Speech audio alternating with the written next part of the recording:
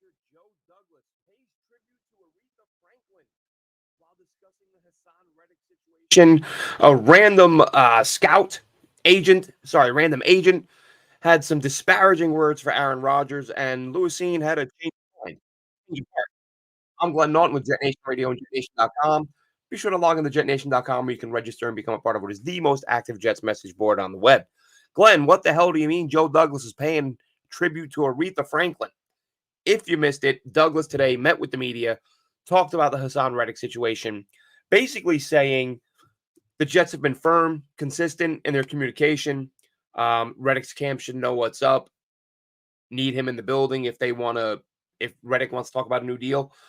But respect.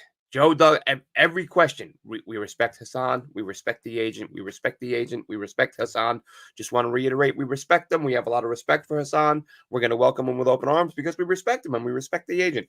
So Joe Douglas going over the top, and I get it, wanting to be respectful with all the respect you could imagine is what Joe Douglas has for Haason Reddick and his agent. And it almost got a little bit comical. It was like, okay, Joe, we get it. You're playing nice, not disparaging anybody in the media, not accusing anyone of lying. If anybody did, it sounds like someone may have, and there is no need to go there. Douglas was asked, do you guys think there's a chance he sits out the season? And he didn't want to get into that. He said he's not frustrated, which, listen, if you believe that, like, I don't know what to tell you. Of course, Joe Douglas is frustrated. Not panicking, right? These are two different things. But I mean, you trade for a guy. The guy says, I'm going to show up to camp. You trade John Franklin Myers, a productive quality player who you love. And the Jets made it clear they absolutely love JFM, but salary cap wise, they had to move him. So you move the guy you love. You acquired a guy who said he was going to come in. The time comes and the guy doesn't come in. So Douglas would not be human if he wasn't frustrated by this whole process. But he said he's not. Said he's not frustrated. Said he respects the agent. Said he respects the player.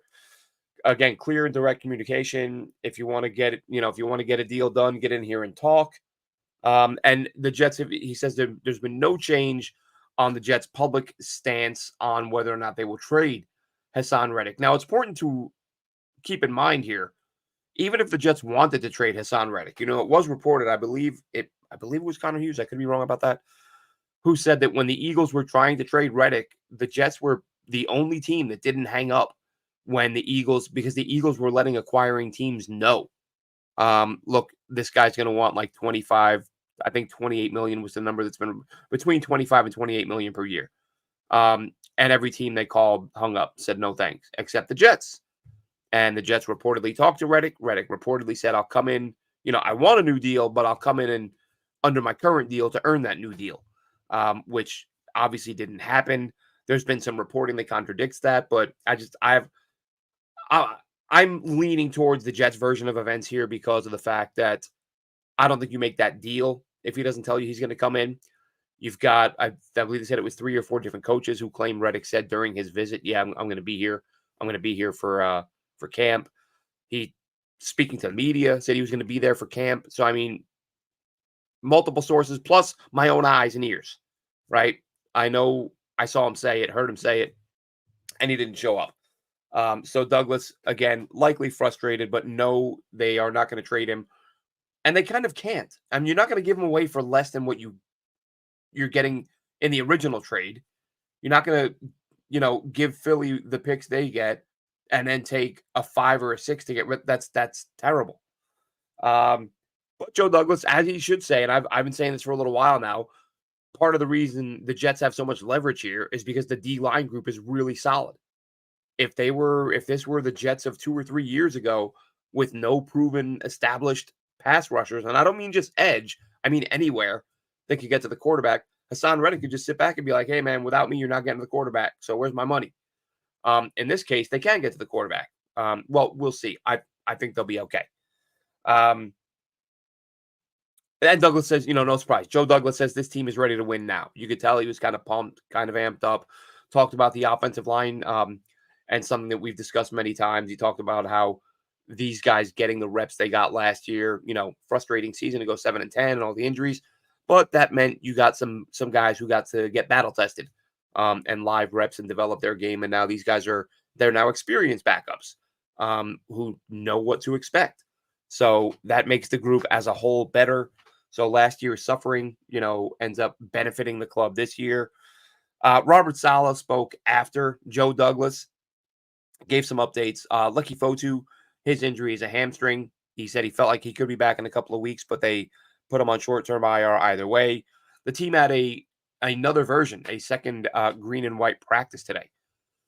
It was apparently not open to the media, but it would have been a heavy session. And this is with the team about to get 3-4 days off before they roll into the San Francisco game planning. It's like season's here. It's time to start practicing the way we do during the season. So heavy practice today, a few days off, then back at it. And I think he said Wednesday they're off, or Monday, Tuesday they practice, whatever it was. Yeah, they're getting 3-4 days now, Monday, Tuesday. Then he said there's a mandatory off day, and then they go into prep. Cornerback Michael Carter is 100% ready to roll. And Aaron Rodgers, no surprise here. Saleh said he's itching to go. And, you can tell, Saleh does try to stay level-headed, but he just kind of let out this laugh. And he was like, he looks good. You just know he's so pumped. Like, let's get this. I want my defense to be playing for this guy. And let's see what happens. Because that was the plan last year. Didn't happen that way. Now, obviously, Saleh can kind of, blood in the water. Like, let's go. My guy is ready. He looks good. We know what he's capable of when he looks good.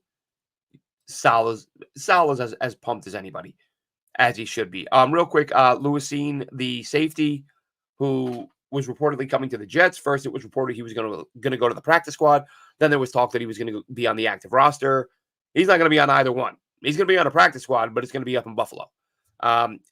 Changed his mind. That Joe Douglas was asked about it, and he just said, look, change of heart. Like, he decided he wanted to go up there.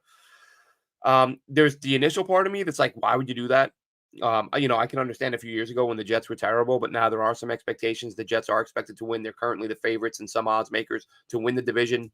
Cine probably would have had a chance to get significant playing time. And you'd be in New York and not Buffalo. But listen, I know from experience, some people like wilderness and open space and quiet, and maybe that's his scene. No pun intended. But he's gone. He's off to Buffalo. Would have been nice to bring him on as a guy. You try to get him to hit that ceiling, get him to play to his full potential. Aaron Rodgers. The Athletic strikes again. I believe it was the Athletic. But I saw this comment. I actually woke up, looked at my messages, or just scrolled the Twitter feed, and a comment popped up from the Jet Nation Twitter page that they sent out. I believe this was the Athletic. I'm sure. Yes. Okay. So it was the Athletic speaking to Ben Standig. No idea who Ben Standig is. They asked a bunch of agents what their thoughts were on the Jets, and to me, this sounds like they were fishing for negativity around Aaron Rodgers, which we kind of expect at this point. These clowns, no integrity, no pride. It's just about how can we trash this guy to get some clicks, and you got it. You got the click. Actually, I guess I clicked the screenshot. I didn't click the article. But anyway, here it is. Speaking to Ben Standig of The Athletic, an agent said there is complete disarray over there, meaning one Jets drive. Look at how they've handled Aaron Rodgers. Has one player had more power than him? He skipped minicamp. Skipped a day and a half, and went to every voluntary workout he was at. They've been unable to convert him into a team player. The vibe inside the building is terrible. I don't know if this guy was drinking before they talked to him. I don't even know that it's a real quote. I get that, look, you got to sell papers or sell clicks, whatever it is.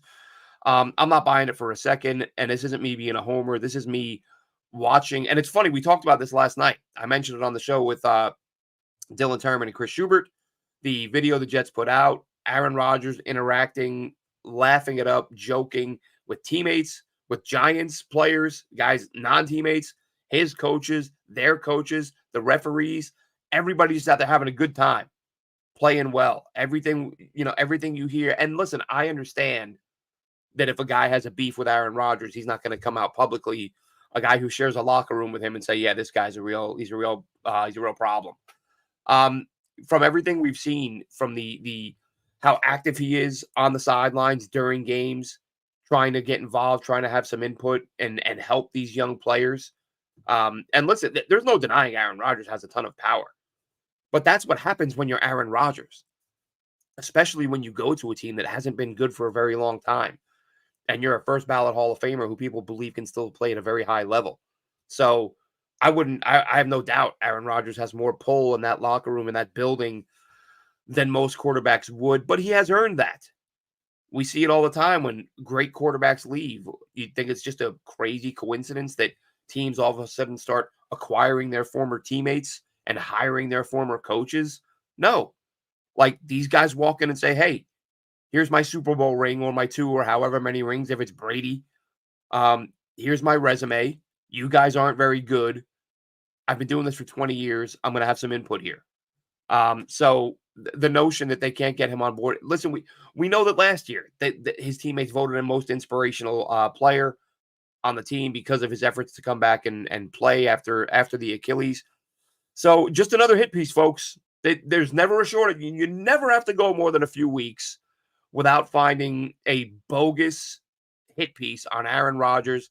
And this is the beauty of being in the media, where you just have to say, "Oh, anonymous. We interviewed some people, and they anonymously said these things," and you can make up all the stuff in the world. The athletic story that came out during the Senior Bowl that basically ripped the Jets organization.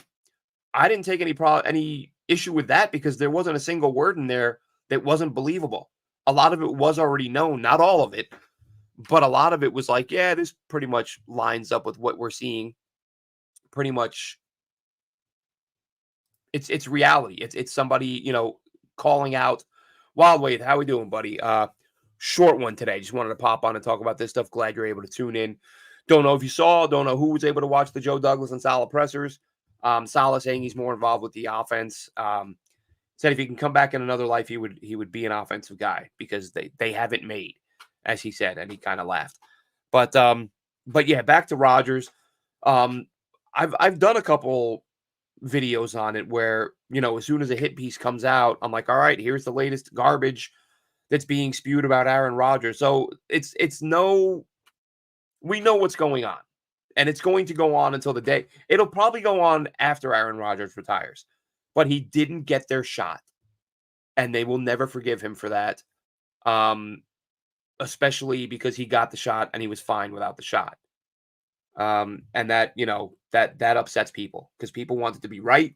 They wanted anyone who didn't get the shot to die so that they could say, told you. But he didn't get the shot. He was absolutely fine. And that there's a lot of people upset by that. So too bad. Rodgers, I'm sure he's used to it by now. He's been dealing with it for it's been several years now.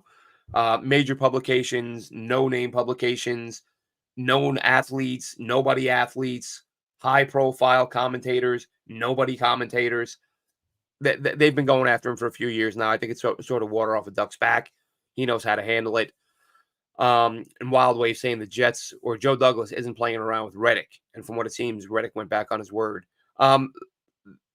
It seems that way to me, Wild Wave. I know there are some people giving Reddick the benefit of the doubt.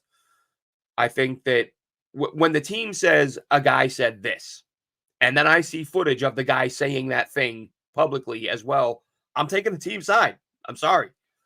You can, that's just the way it goes. Hey, he told us he'd be here. Oh, look, here's a video of him saying he'll be here. So I guess he did say that. And now he's not here. So, but Joe Douglas respects him.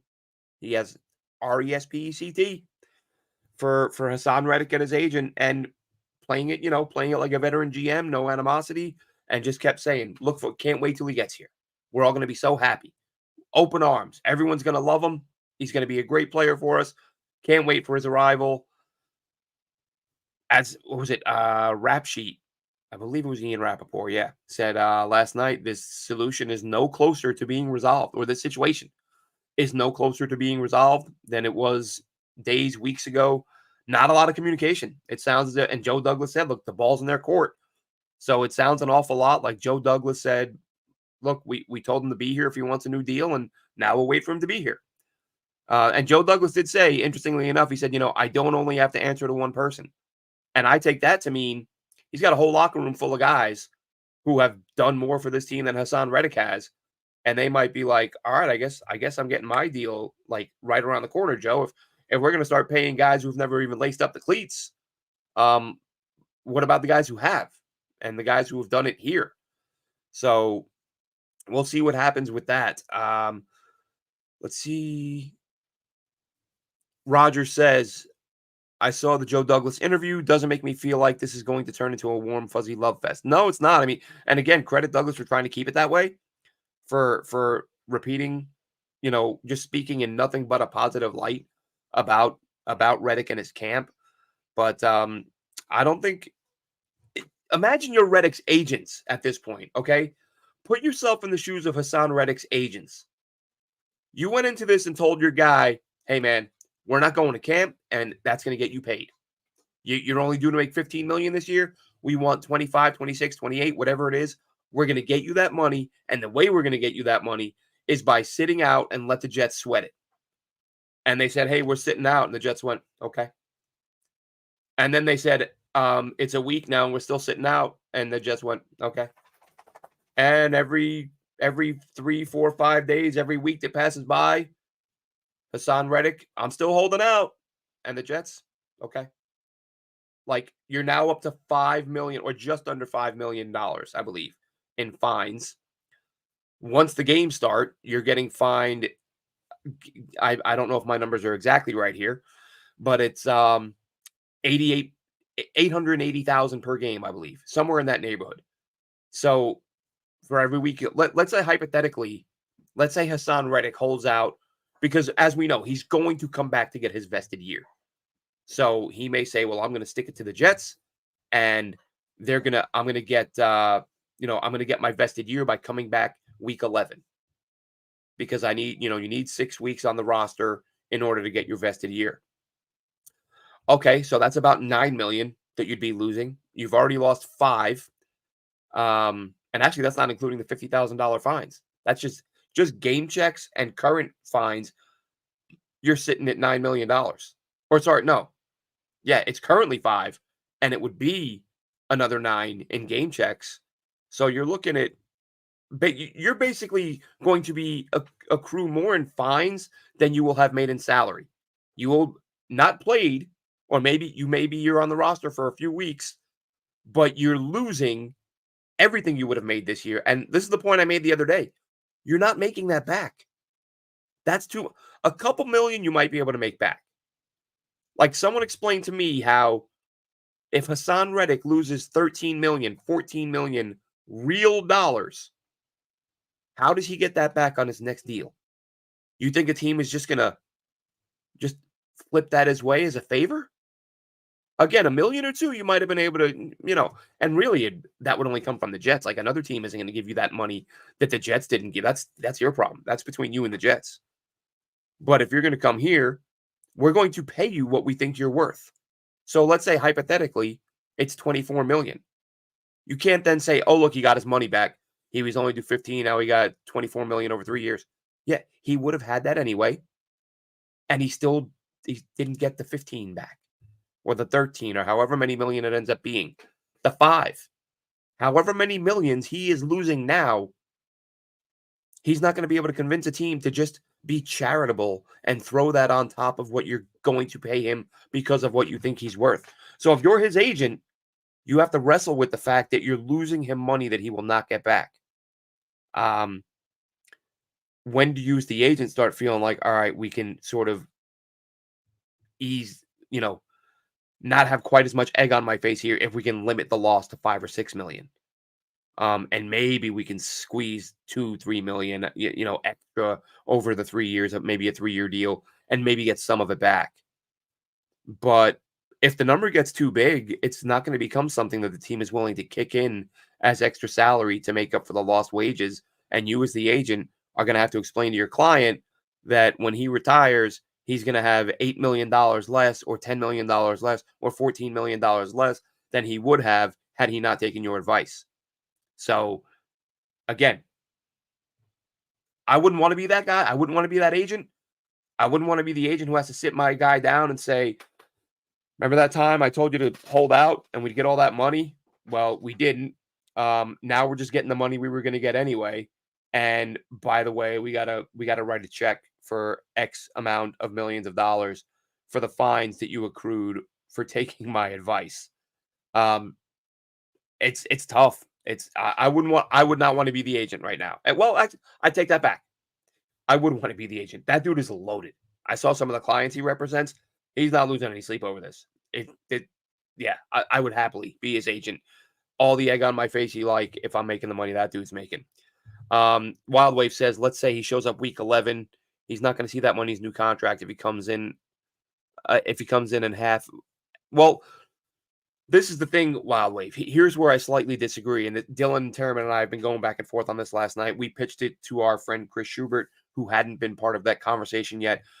Chris kind of came down on my side of things here, which I believe if I'm a GM and this offseason hits and I need a pass rusher and Haason Reddick is a free agent, I'm not worried about what happened between him and the Jets because I know that what happened between him and the Jets was about money.